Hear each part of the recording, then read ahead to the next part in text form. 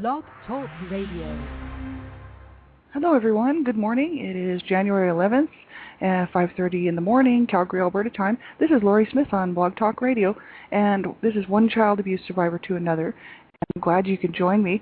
Monday morning. I'm drinking coffee and trying to wake up, and I hope you're all doing well and great and had a good weekend and everything.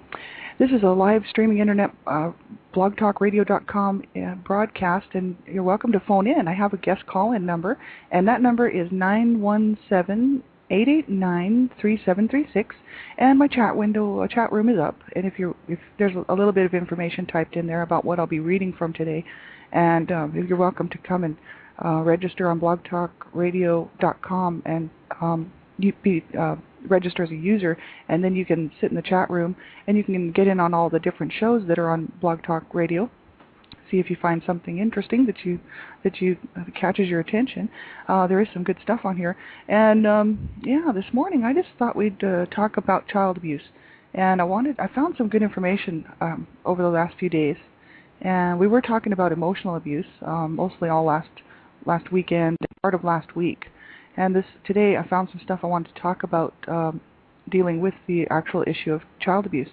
And there's an article I found. It's called Child Abuse, an Overview, Effects of Child Abuse on Children, Abuse in General.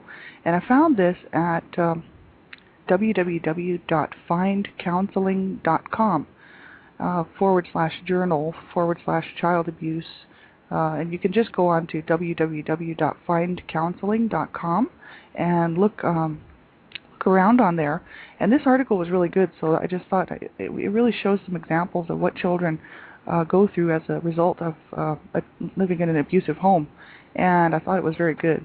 And also I found another resource that is really good, and it's Adult Survivors of Child Abuse, www.ascasupport.org.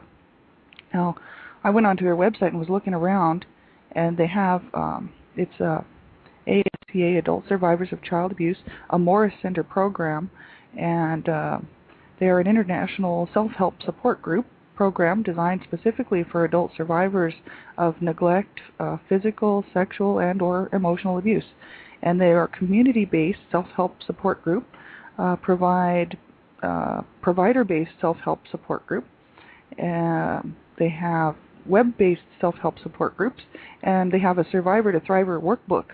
And I was reading from that actually. I think might have been yesterday. All the days are kind of running together now. I've been so busy, but I know I was reading from it regarding emotional abuse, and there is some really good stuff on there, and I wanted to continue on with a section found on page 47 of this Survivor to Thriver manual, and it was called What Are the Adult Repercussions of Child Abuse?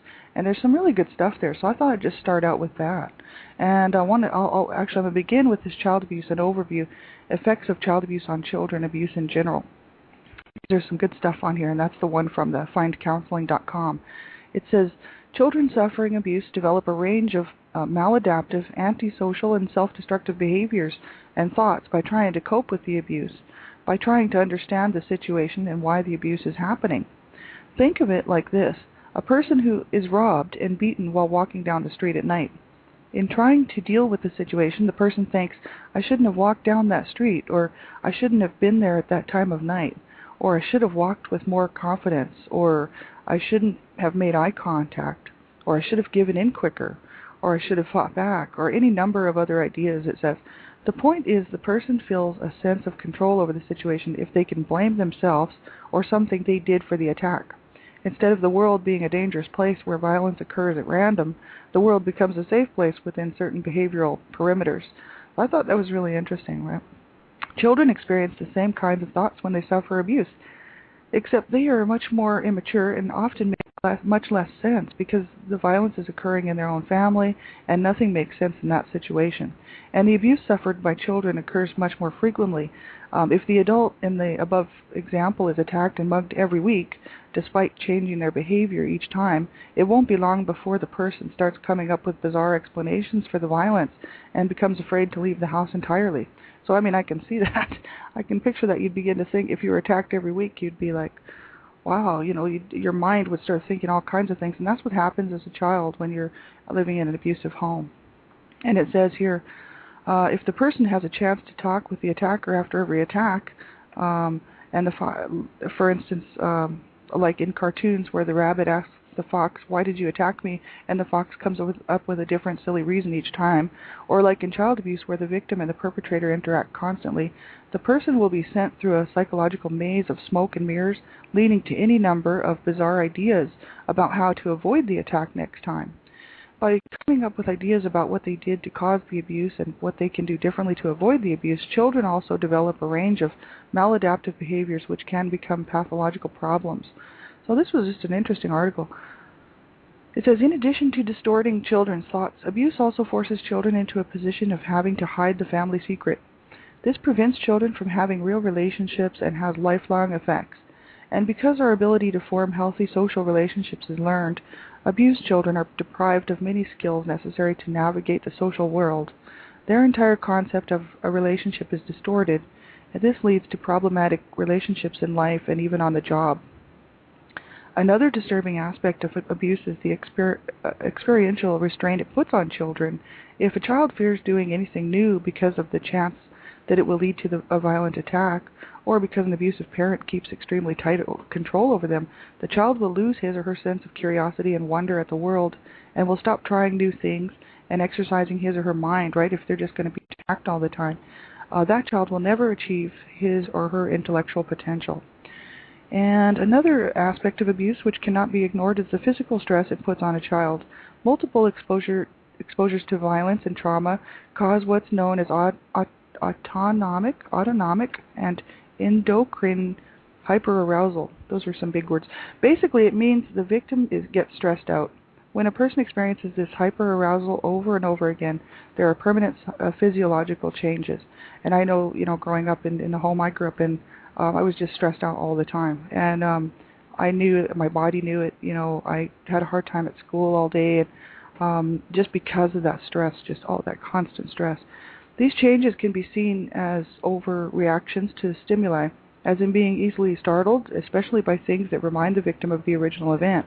Generally being emotionally numb, craving high-risk, stimulating, or dangerous experiences, and that was me as a teenager, or self-injury, difficulties in attention and concentration, and cardiovascular problems and immune suppression, which leads to a higher risk of colds and more severe illnesses. There is a long list of outcomes for children experiencing abuse. They range from mild, almost unnoticeable personality effects to full-blown breakdowns in healthy functioning. The point is that abuse increases a child's risk of developing a number of health and psychological problems. So I just thought this was a really interesting bit of information there. And I'm going to move on now to the Survivor to Thriver manual and just talk a little bit about, we'll start in it anyway. It's a huge manual. And I didn't print the whole thing off. It was 100, I don't know how many pages, over 100 pages. It says, what are the adult repercussions of child abuse?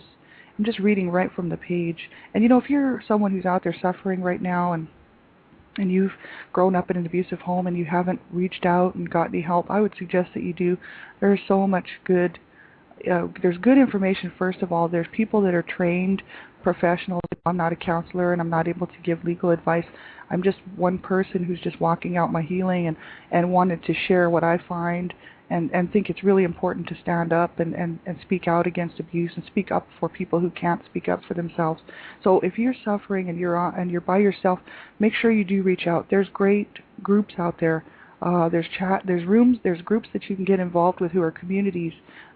For instance, like child abuse survivors and supporters, and there's different groups out there. Just find one that works for you, and you can go on and find people who have gone through the same things and understand where you're coming from, so that you don't suffer alone and you don't suffer in silence, because it's a sad way to live. And it's better if you reach out and get some help, and find someone or a group that you trust, and you'll be able to find out that there's so much good stuff out there and good groups that are just waiting to help people. That's what they want to do. They've given their lives to do it.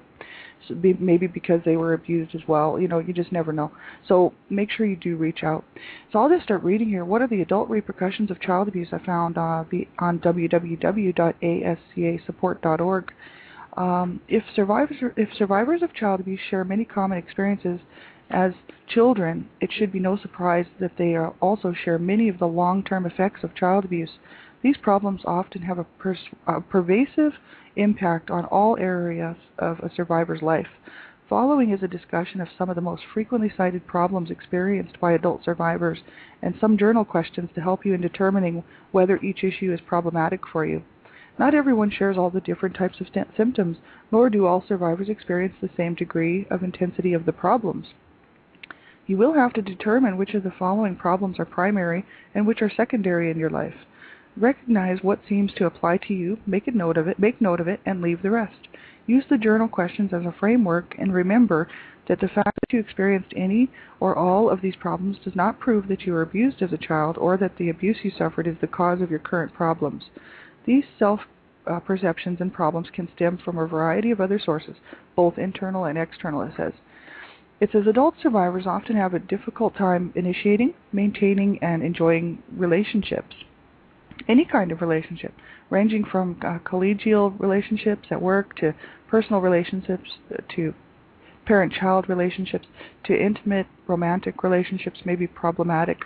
Relationships for survivors may reflect to all or nothing syndrome, either too few or too many relationships that seem to come and go like people through a revolving door. In some relationships, the survivor may assume a particular role and proceed to play out a replication of the past abuse. Given that child abuse most often occurs in the context of family relationships, the possibility of your repeating old patterns in personal adult relationships should not be underestimated. I know I did some of that with in my relationship with my sweetheart about many years ago when we first met. I was just carrying on my mom's behavior and realized it, and I really had to make some changes and take some time and think about what I was doing. Relationships can be difficult because they call upon personal characteristics and emotional capabilities that are often new to adult survivors, such as trust, assertiveness, intimacy, self-confidence, good communication skills, the ability to give and receive affection, self-awareness and empathy for others, and acceptance of one's own feelings and needs. Many adult survivors find their personal relationships characterized by fighting, feeling misunderstood, projecting blame on each other, and feeling overwhelmed by powerful moods. Frequently, adult survivors anticipate rejection or non-acceptance and protect themselves by withdrawing or becoming overly aggressive, right? Just like whatever you have to do is to make it, right? These behaviors and others are probably ones you adopted as a child to help defend yourself against the abuse, but they may not be productive or healthy in adult relationships. So it says, after years of not feeling their feelings or expressing them to others, many survivors feel limited in their daily dialogue with a loved one. Making changes in your relationships begins with developing awareness about which modes of communication work and which don't. So, really finding out what works. Discuss with your partner when and how best to talk to each other, that sort of thing.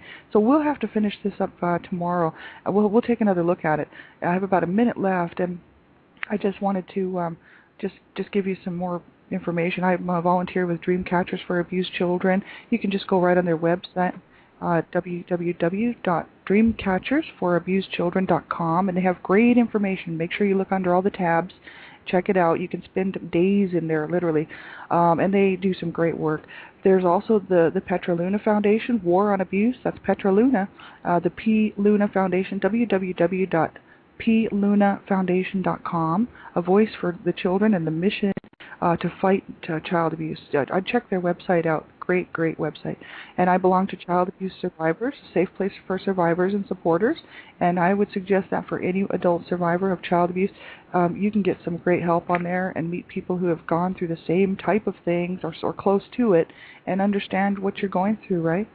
There is the Real Grace for Women Network at www.realgracenetwork.org, faith-based organization designed to guide women who have been wounded and abused along the path of healing. Make sure you check them out. That's the Real Grace for Women Network. And if you need any information, please get a hold of me. Send me a message if there's something I can help you find or do. If your life is being threatened, call 911. And if your life or your children's lives are being threatened, make sure you get the help that you need. Do not allow your life to be taken. Make sure you make the phone call. And I hope you can join me. I'll be back tonight, 9:30 p.m. Mountain Standard Time, and I hope you can join me then. And in the meantime, take good care.